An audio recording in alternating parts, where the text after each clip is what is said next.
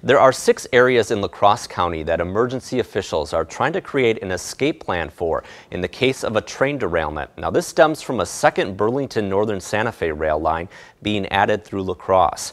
News 8's Kyle Dimke is live in our newsroom tonight with more.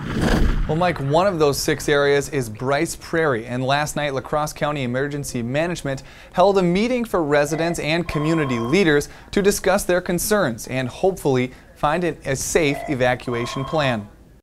There are just 2 roads in and out of Brice Prairie, County Road Z and ZN. But both of those roads cross over the BNSF railroad tracks. Travel by car, truck, bus is almost impossible when both of those crossings are blocked. La Crosse County Emergency Management Coordinator Keith Butler says the second BNSF rail line through La Crosse will allow for more crude oil to be hauled through the area. If one of those trains were to derail, the roughly 3,000 people on Brice Prairie could be in extreme danger. This particular product has the explosive nature of refined crude oils, like gasoline, so it's much more intense. That's why an evacuation plan needs to be drawn up. It's literally a two-way street. We need to get people out by the streets, but we also need to get helpers in there by streets, and we're discovering that that may not be practical at all. Brice Prairie EMS and Rescue knows all too well the issues that come with the crossings being blocked by trains. That was actually a big factor in deciding to create the team. It's a regular occurrence.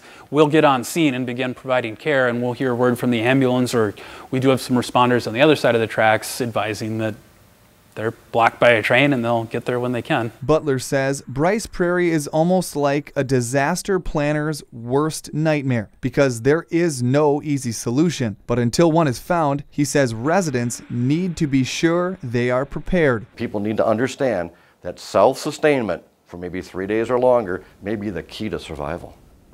And creating an emergency evacuation plan is part of a grant La Crosse County was awarded. Plans need to be complete by the end of September for all 6 locations.